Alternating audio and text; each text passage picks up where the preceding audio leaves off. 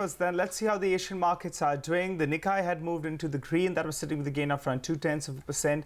The Kospi as well was holding well in the green. And I think the relative outperformer this morning really was the Straits. That was sitting with a gain of around 0.5%. The Hang Seng as well as seeing some follow-through buying.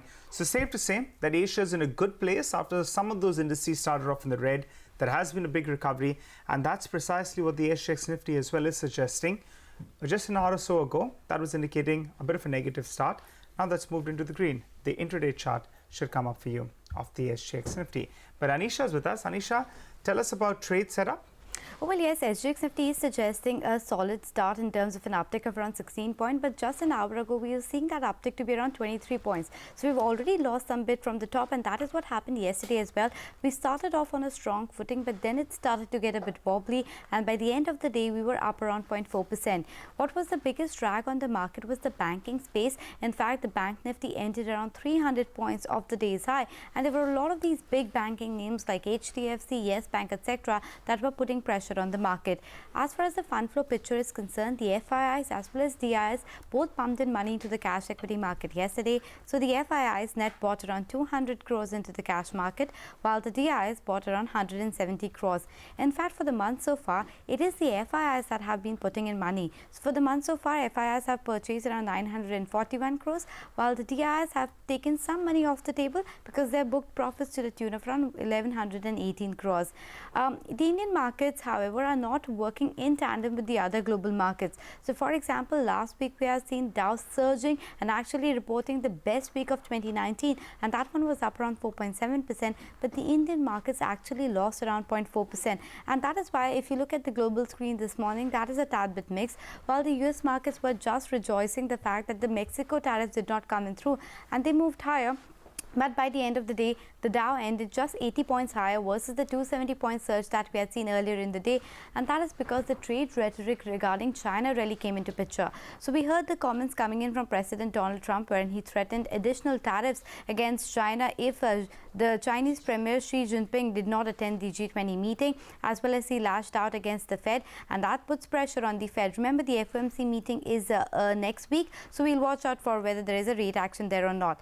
Other than that, for the Indian market, crude has lost some steam. It is trading below the $63 per barrel mark, so a tad bit of positive. Asia, we have already discussed how it's moved off the low point of the day and moved into the green. SGX Nifty also suggesting an uptick of around 20 points. For the Indian markets, Nigel, the next trigger to watch out for is the budget. That is due July 5th, and the FM would start the pre-budget consultations today, so the focus will start turning to the budget expectations. Yesterday, low on the Nifty was 11,871, and the recent high has been 12,103.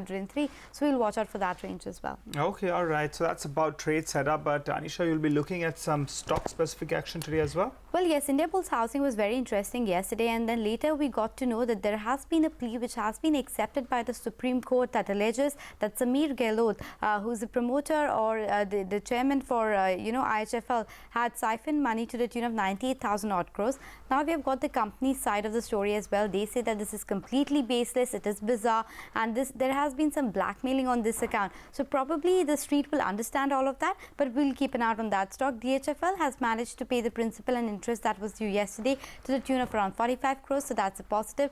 Also, we understand that they have closed the deal with Blackstone to transfer the 9% stake, so that's positive. Sterlite Tech on your screen, which will react positively as promoter has released full pledge on the shares as well. Yes Bank yesterday was a bit wobbly in trade. Now we understand that Ajay Kumar has resigned as a non-executive, non-independent director, and they've also managed to sell 2% share capital of Fortis Health on June 7th. So a bit of mixed news coming in there. For Lupin, the board has appointed Mr. Sunil Makaria, the president of finance, as interim CFO, and in the meanwhile they keep on looking for the CFO of the company. Eveready will be in focus because the ratings has been downgraded. The stock has been under pressure. Vodafone Idea, the ratings have been revised upwards, and we have a couple of news points in terms of Jet Airways, wherein we have got unverified reports that Hindujas have halted negotiations, as well as Etihad has shelved plan to increase the investment. So that stock will definitely be in focus, Nigel. Okay, all right. Thanks so much for that, Anisha. Well, on that note, we'll slip into a short break. You come back, we'll get you all the cues coming in from the derivatives market. Stay with us.